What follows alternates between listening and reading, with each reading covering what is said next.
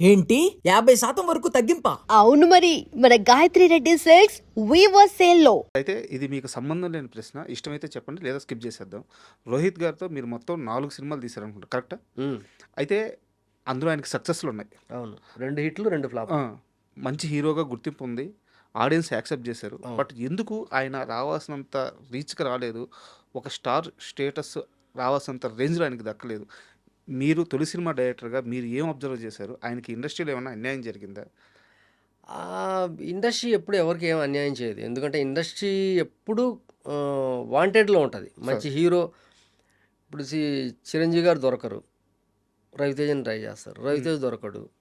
రోహిత్‌ని try చేస్తారు. హ్మ్. ఇట్లాగా ప్రతి డైరెక్టర్‌కి, ప్రొడ్యూసర్‌కి ప్రతి ఒక్కళ్ళకి అవసరం ఉంటది.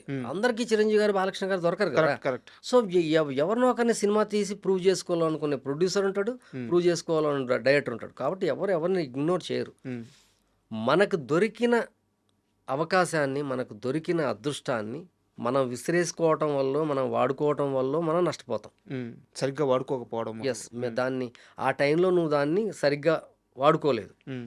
సో, ఒక గాజు బొమ్మ దొరికింది నీకు, అద్భుతమైన బొమ్మ. హ్మ్. నువ్వు ఏమాత్రం ఏమరపాటుగా వదిలేసినా అది ఖచ్చితంగా పగిలిపోద్ది. సరే. ఇంకా నువ్వు దాన్ని కాపాడుకోలేవు. హ్మ్. అరే నేను జారిపోయేటప్పుడు చెప్పొచ్చు కదా తను అంటే, అది అర్థం లేని ఇదవుద్ది. సో, ఎవరి కెరీర్ నాశనమైనా, ఎవరి కెరీర్ బాగుపడ్డా ఆడి తప్పిదం వల్లే అవుద్ది తప్ప ఇంకొకడు ఎవ్వరు ఏం చేయలేరు. మహా అంటే ఏం చేస్తారు, ఎవరైనా కాలొడ్డు పెడతారు, ఒక మాట అడ్డేస్తారు, అంత లేదండి, ఇంత లేదు. వెనక్కి లాగుతారు. బట్ అది బ్రేక్ చేయాల్సింది ఎవరు? మనమే. మనం. నీకు ఆల్రెడీ ఒక హిట్ ఉంది. 2 హిట్లు ఉన్నాయి. అవును. నీ మార్కెట్ తెలుసు. నువ్వు తెలుసు. పలానా రాజా వచ్చి వద్దు అంటే ఆగిపోతాడా ప్రొడ్యూసర్? హ్మ్. డైరెక్టర్ ఆగిపోతాడా? బట్ ఎక్కడో మన తప్పు ఉంటది. సార్.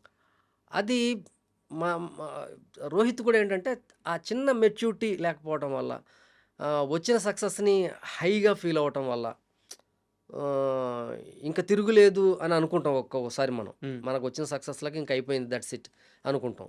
ఆహ్, నా కోసం నాకు జరుగుతుంది, నాకు మంచి పాటలు పడతాయి, నాకు మంచి కథలు పడతాయి అనే ఒక అపోహ. రెమ్యునరేషన్స్ ఎలా ప్లాన్ చేయాలి? సినిమా ఫీల్డ్ అన్నది చాలా జాగ్రత్తగా వెళ్ళాల్సిన ఇది. లేకపోతే రోహిత్ చాలా మంచి స్థానంలో ఉండాల్సిన హీరో అతను. సార్. ఎందుకంటే రోహిత్‌కి అద్భుతమైన డాన్సర్, అందగాడు, హైట్ హైట్. బ్రహ్మాండంగా ఉంటాడు అసలు మనిషి. ఖచ్చితంగా ఇప్పుడు కూడా మంచి హీరోగా ఉండవలసిన రోహిత్. అసలు ఎందుకంటే అడిగాను. అదే టైమ్ లైన్‌లో వచ్చిన ఉదయ్ కిరణ్ గారు గాని, తరుణ్ గారు గాని వాళ్ళంతా కూడా ఆ సస్టైన్ టైంలో అయ్యారు. ఒక పీక్స్ చూసారనమాట. అవును. అప్పుడు కొత్త హీరోలు స్టార్స్ అయ్యే కాలం అదనమాట. అవును. సో, అదే టైంలో వచ్చి అదే టైంలో హిట్లు పడి తర్వాత ఆయన ఆ స్టార్ స్టేటస్‌ని అందుకోకుండా అవును. ఆగిపోయారు. అందువల్ల ఈ ప్రశ్న అడిగాను. హ్మ్. అంటే ఒక్కోసారి కొన్ని విషయాలు కొన్ని కోఆపరేట్ చేస్తాయి. అయి దాన్నే మనం అదృష్టం అంటుంటాం. సార్. తరుణ్‌కి, ఉదయ్ కిరణ్‌కి అదృష్టం తోడయిందని ఏదో హ్మ్. అనుకుని మనం సర్దుకోవడమే తప్ప, మన హార్డ్ వర్క్, మన తప్పిదాలు కూడా కొన్ని దోహదపడతాయి మన కెరీర్‌కి. సార్ మీ విషయానికొస్తే ఇది ఒక సీరియస్ క్వెషను. ఓపెన్‌గా మీరు చెప్పాల్సిందే తప్పదు. సినిమా తప్ప వేరే ప్రపంచం తెలీదు, వేరే వ్యాపారం తెలీదు, వేరే వ్యాపకం తెలీదు. సినిమా తీయడానికే ఇక్కడికొచ్చారు. సినిమాతోనే ప్రయాణించారు. అవును. అలాంటి నాగేశ్వర రెడ్డి గారికి, చిరంజీవి గారితో, నాగార్జున గారితో, వెంకటేష్ గారితో, ఈవెన్ బాలకృష్ణ గారితో కూడా అనుకుంటాను. వీళ్ళందరితో సినిమా చేసే ఛాన్సు అప్పుడో, ఎప్పుడో ఏదో ఒక రూపంలో మీ తలుపు తట్టింది. అవును. కానీ ఎవరితో మీరు సినిమా తీయలేదు. ఇది మీ తప్పా? ఎవరి తప్పిది? ఖచ్చితంగా నా తప్పే. నేను ఇందాక చెప్పాను కదా! ఎవడు మనల్ని మనమే తప్పు చేస్తాం. హ్మ్. మేబీ ఆ టైంలో నేను సరిగ్గా కథలు, ఆ హీరోలకి తగ్గ కథలు చేసుకోలేకపోవడం వల్లో, సార్. కథలు కన్విన్స్ లేకపోవడం వల్లో, రవితేజ రవితేజ, రామ్, హ్మ్. Gopichand, almost top star heroes అందరు, మహేష్ బాబు, జూనియర్ ఎన్టీఆర్, అల్లు అర్జున్ కూడా కథ చెప్పాను. సార్. ఒక మహేష్ బాబు తప్ప ఆల్మోస్ట్ అందరినీ విన్నారు. విన్నారు. అందరి హీరోలు ఒకసారి ఏంటి, ఏముంది ఆ కుర్రోడి దగ్గర, హ్మ్. ఆహ్, అన్ ఆహ్, బట్ జరగలేదు. మేబీ నా తప్పే. ఎవరు చెప్పాను కదా! మనల్ని మన కథలు మన అద్భుతమైన అవకాశం వచ్చినప్పుడు దాన్ని మనం పట్టుకోవడం అన్నదే మన టాలెంట్. పట్టుకోలేకపోయాను ఆ టైంలో. హ్మ్. రీజన్స్ నాకు తెలీదు. నేను అనుకుంటుంటాను ఎందువల్ల అంటే తప్పులు జరిగాయి. నాగార్జున గారి విషయంలో ఒక తప్పు జరిగింది. స్వయంకృతం. హ్మ్. బ్లండర్ మిస్టేక్ అది. షేర్ బాలకృష్ణ గారు చేసుకోగలరా?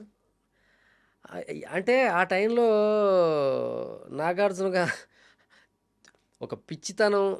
నేను ఇప్పుడు దేనికైనా రెడీ టైంలో దేనికైనా రెడీ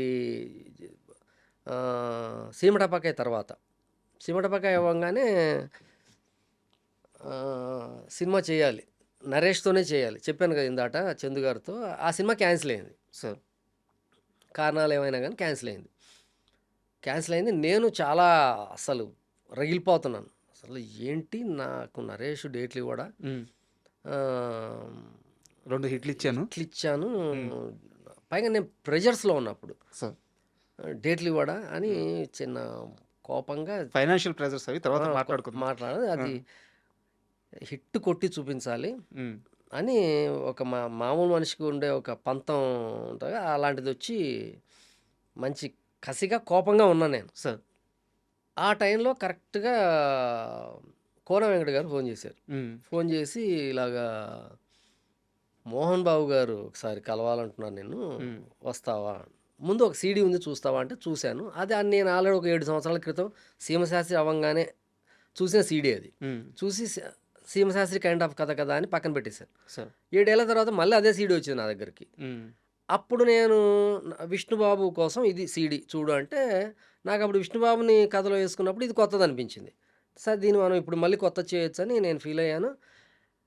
ఇంకో విషయం ఏంటంటే ఇప్పుడు ఈ నరేష్ సినిమా క్యాన్సిల్ అయింది. ఆ డెస్పరేట్గా ఉన్నాను అనమాట. హ్మ్. సినిమా హిట్ కొట్టాలి, ఎవరు దొరుకుతారు మనకి ఇప్పుడు అని. మోహన్ బాబు గారు అబ్బాయి విష్ణు. సరే పొద్దుటే వెళ్ళాం. సీడీ చూసాను రాత్రే. పొద్దుటే వెళ్ళాము. మోహన్ బాబు గారిని కలిశాను. ఇలా సినిమా చేయాలన్నారు. విష్ణుని పిలిచారు, పరిచయం చేశారు, అయిపోయింది. ఆ సినిమా ఆ కథని చేయగలమంటే చేస్తానండి అన్నాను. అయిపోయింది. వెంటనే అడ్వాన్స్ ఇచ్చారు. హ్మ్. అయిపోయింది. బయటకు వచ్చాను. ఒక్క రోజు అనుకుంటా. ఒక్క రోజు తర్వాత ఆయన ఎవరు కాదు, నాగార్జున గారితో సినిమా చేస్తారు కదా ఆయన, రెడ్డి గారు. శివనాగేశ్వర రెడ్డి కాదు గారు కాదు చనిపోయారు వారు. చనిపోయారు. అవును. ఆయన ఫోన్ చేశారు. వారు శివనాగేశ్వర రెడ్డి అనుకుంటారు. కాదు కాదు కాదు కామాక్షి మూవీ. ఆయన ఫోన్ చేశారు. ఆయన ఫోన్ చేసి సినిమా చేయాలమ్మా ఇలాగా నాగార్జున గారు కలుస్తా అన్నారు ఒకసారి, వెళ్ళగలవా అన్నారు. బా. అనగానే వెళ్తాను సార్ అన్న నేను. మోహన్ బాబు గారితో అడ్వాన్స్ తీసుకున్నాం కదా. సరే మనం ఏమనుకుంటాం దాని తర్వాత అనుకుంటాం కదా. అనుకుంటే ఫిల్మ్ సిటీలో ఉన్నారు నాగార్జున గారు. రాజన్న షూటింగ్లో ఉన్నారు. రాజన్న వెళ్ళిపోయా. పొద్దుటే బయలుదేరితే 11కి అలా వెళ్ళాము. బ్రేక్ ముందు కలిశాను. బ్రేక్ తర్వాత ఇమ్మీడియట్గా షార్ట్ పెట్టారు, వచ్చాను. కుర్చీలో కూర్చున్నాను. నాగార్జున గారు అలా చూశారు. బాగుందమ్మా సీమటపాకాయ. 10 నిమిషాలు చూశాను. ఒక 10-15 మినిట్స్ ఏదైనా కథ ఉంటే చెప్పన్నాడు. అంతే. ఒక 5 మినిట్స్ మాట్లాడాం. బాగా తీసావు. అక్కడక్కడ కొన్ని సీన్స్ చూశాను నేను. ఒక ఎంటర్టైన్మెంట్తో ఇలాగా సరదాగా ఏదైనా నాకు అనగానే